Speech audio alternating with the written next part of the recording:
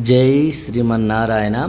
భగవద్బంధువులారా, ఇప్పుడు మనం తెలుసుకోబోయేది ముఖ్యంగా మనం మాట్లాడే ముందు మాట జాగ్రత్త అనే విషయం. దానిపై ఈరోజు మనం తెలుసుకుందాం. సాధారణంగా చాలామంది విసుగ్గా చిరాగ్గా మాట్లాడుతుంటారు. మాటికి అమంగళాలు పలుకుతుంటారు. తాత్కాల కోపావేశం లాంటివి ఎలాంటి మాటనైనా విసిరిస్తాయి. వాటి ప్రభావం వాయు తరంగాల్ని అనగా వాతావరణాన్ని కల్లోలపరిచి అశాంతిని సృష్టిస్తుంది. అందుకే హితకరంగా, ప్రియంగా, శాంతిగా మాట్లాడితే చాలు. కొందరు ఊరికనే కసురుకుంటారు, దుమదుమలాడుతుంటారు.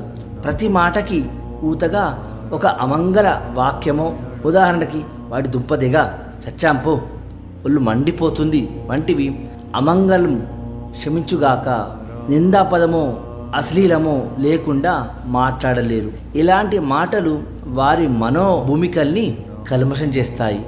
లౌకిక కార్యాల్ని, ఆధ్యాత్మిక సాధనకి కూడా దేవతల సహాయం అందకుండా చేస్తాయి.